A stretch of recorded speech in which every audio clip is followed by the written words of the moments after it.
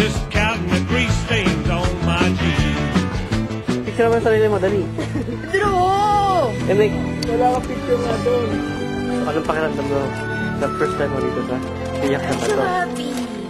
Uy, Drew, pupunta tayo doon. Doon sa may bato. Mamaya. Ako ba sa taas? Oo, doon tayo kakain sa may tubig. Tayo kakain sa mga. Okay. Oo, doon tayo sa may tubig. Gusto ko lang doon picture. Puro puwet ang nakukunan ko. Eh, ayun picture ko. I think, third time ko na dito sa biyak ng bato. Is it your third time? Third, fourth na yata eh. Fourth. Ito, dito kami sa bridge ngayon. Sandali ah. Uy, maano na. Ayo. Marupok na yung ano. Mababa ang tubig, tuyo. Uy, pwede tayo maligo. Hala, mababaw. Uy, huwag kang ganyan. Mababa ang tubig. Yeah. Ayun na, may post dun ah. Uy, ang sarap na mag-swimming tayo. Uwi tayo basa, mababasang pa ako. Sige, akit ka na. Dali. Uy, ako gusto ko rin dyan ah. May post. Ayun o, tara. Ay, dun sa may taas. Gusto ko ng bukal. Hindi, picture muna kayo. Bro, dito. Gusto ko ganyan o. Hindi, mamaya na picture mo na. Oo nga eh. Basta kayo dyan. Ayan, pababa na kami. Abilisan. So, maya baka nauna ka lang kasi. Hindi ka ng dala. Oh, ako kunan nyo, dali. Utot, hindi ka kasali ko. Utot. Zoom. Sa taas, sa kabila. Eto. Yes. Parang Jezabel ka na. Oo nga, gagawin ko nga parang Jezebel eh. Hindi. Yan o. Parang dugaw. Chocolate. Sa chocolate.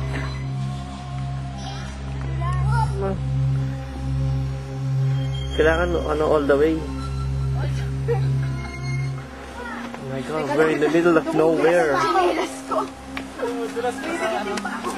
Yan. Nabasa eh. Nabasa ang bigat pa Luis. Ako ano talaga madulas yung chinelas. Yung mga carbs. Yung carbs. Hindi carbs. Curves. Sir. I have lots of that. We will cross the river. Hindi ka matakot. Pwede ikaw na mauna. Kukuna ko nga yung pagbagsak mo. Punta ka doon.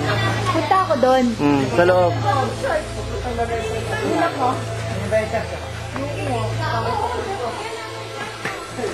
Diretso. Ang daan doon. Ako ah. Bigat na yung mga blanket yan. Ano mo? Ano ako dito? Papapicture ako dyan. Eh, di ba pumunta tayo dyan nung ano? Gusto ko solo ko. Ayun ko. Pumunta kami dyan dati. Baba tayo, tara. Picture nga kami. Dito ka lang. Oo nga. Baba lang doon. Pwede. One. Ay. Sa mga fans. Dapat may picture din tayo dyan. Yeah. Alam mo kung ano mo yung Medyo sandali lang kami nagstay dito sa Biyak na Bato. Kumain lang kami. A little chit chats and a little drink. Masaya naman. Mababaw lang yung water sa ngayon. Medyo nagkaroon ng drought.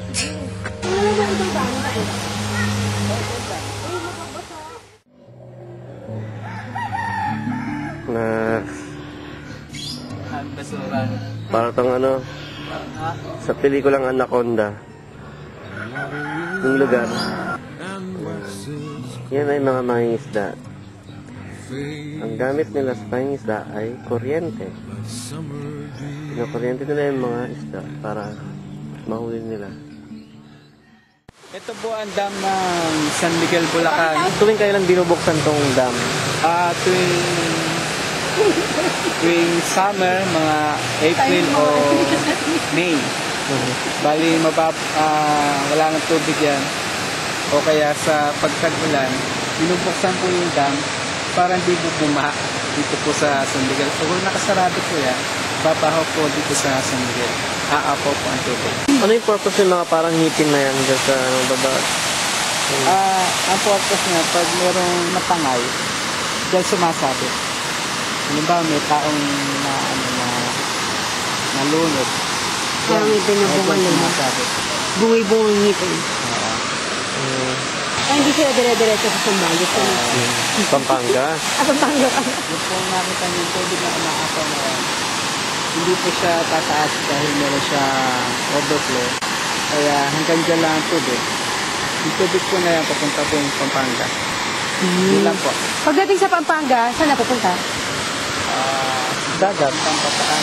Starts in my toes, makes me crinkle my nose. Wherever it goes, I always know that you make me smile. Please stay for a while now. Just take your time. Wherever